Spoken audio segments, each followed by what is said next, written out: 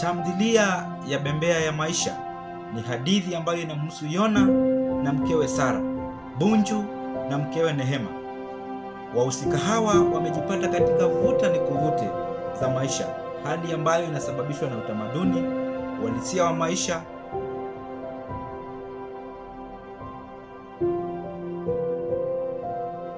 baina ya hawa wahusika. Kuna mtikiso unaotishia ndoa, familia na mahusiano katika jamii. Hata hivyo, kuna upendo, imani, ushirikiano na mshikamano.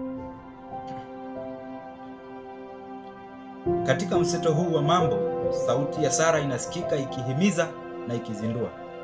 Sauti ambayo inayoona kila hali kama bembea. Ni bembea ya maisha.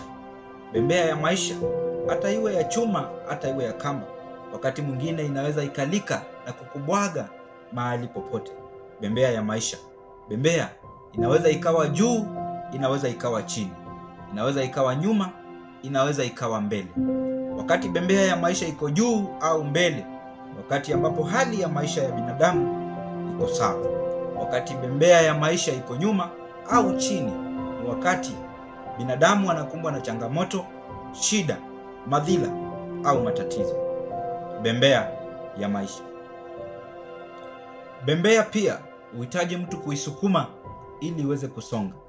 Kama ilivyo katika bembea ya kawaida, pia bembea ya maisha huhitaji mtu kuisukuma ndiposa iweze kusonga. Wakati bembea inapohitaji mtu kuisukuma, mahali ambapo mhusika mmoja anayepitia changamoto, anayepitia shida, anahitaji mhusika mwingine aweze kumsaidia ili kutoka katika changamoto.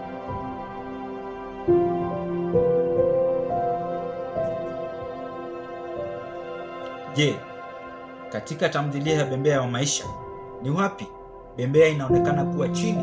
Ni wapi bembea inaonekana kuwa juu? Ni wapi bembea inaonekana kuwa nyuma? Ni wapi bembea inaonekana ikiwa mbele?